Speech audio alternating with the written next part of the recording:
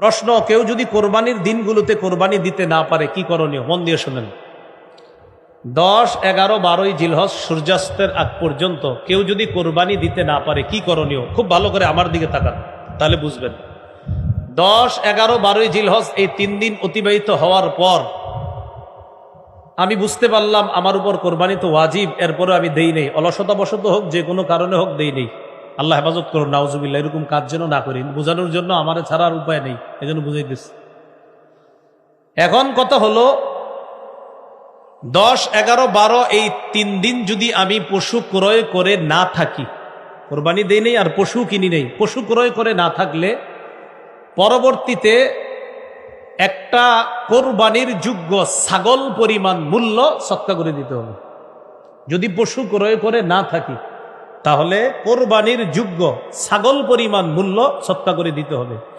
আর যদি পশু ক্রয় করে থাকি কিন্তু অলসতা বশত বা কোনো কারণে এই 3 দিন কোরবানি করি নাই, তাহলে ওই পশুটাই সদকা করে দিতে হবে। সেটা ওট হোক, গরু হোক, ছাগল হোক, যা হোক।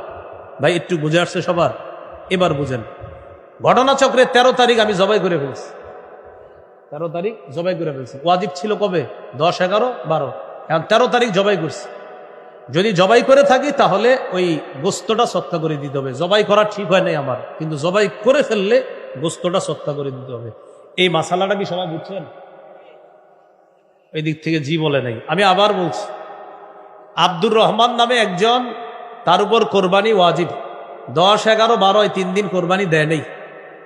এখন যদি সে পশু ক্রয় করে না থাকে তাহলে পরবর্তীতে কোরবানির যোগ্য একটা ছাগল পরিমাণ মূল্য সদকা করে দিতে হবে। আর যদি পশু ক্রয় করে থাকে তো ওই পশুটাকেই সদকা করে দিতে হবে।